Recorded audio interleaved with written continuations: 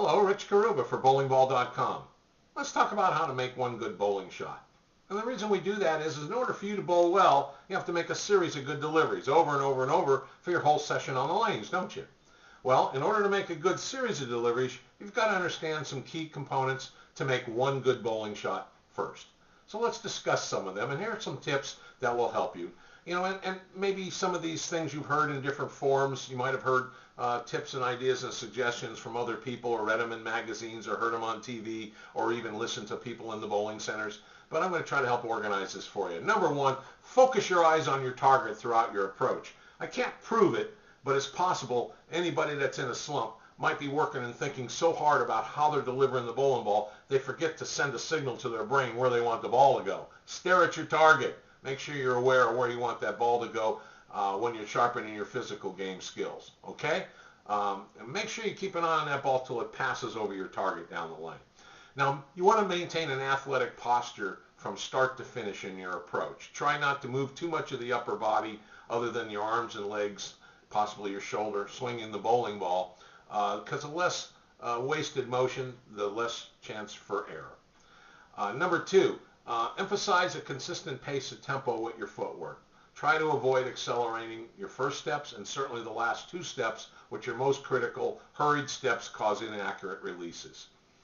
And also, begin your arm swing slightly before beginning the first step of your approach. Certainly, if you're in a four-step approach bowler, get the ball swinging and then follow with the first step. And what happens is it gets you moving the ball gets into the swing and the top of the backswing quickly and unrestricted and freely and smoothly. And then your feet just walk to the foul line at a nice even pace and you're ready to release the ball. Where bowlers get in trouble is with very late timing when they take a step or possibly even more than one step before they even begin moving the bowling ball. And that can cause you to have to hurry your arm swing and create tension in your arm, in your bowling arm, and make errant deliveries. And of course, allow the downswing to flow freely to the top of the backswing. So when you start your swing, you want one uninterrupted motion, and then you swing freely without any arm tension until you release the ball towards your target. So the least amount of tension makes your arm swing more effective. Practice a full follow-through motion so each delivery of your bowling ball remains consistent. Hold your form at the foul line and maintain your balance.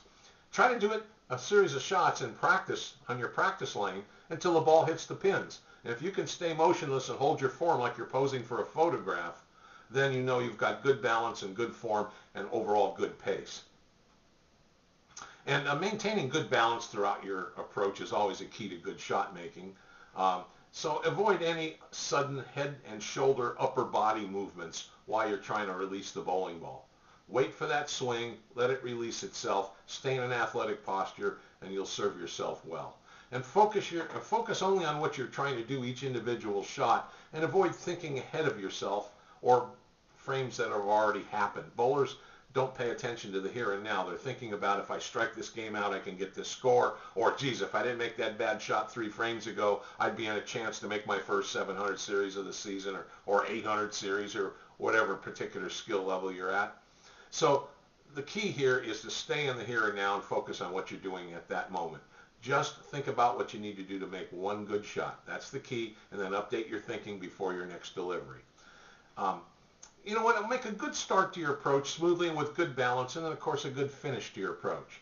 It's good to say a good start, a good finish, and in between, focus on your target. And practice keeping a fairly intense focus, as we said in the first tip, on your target throughout the approach. Make a commitment to roll the ball over your target. And that's a mental thing. That's something that you commit to.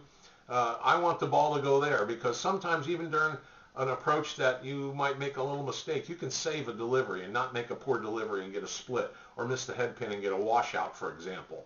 You can still make a good shot when you're telling yourself where you want the ball to go. Your body is an amazing thing, and your mind is even more amazing. So pay attention to what you want, think with the end in mind. I hope some of these tips help you. Work on your game, get out and practice, and all the best to you.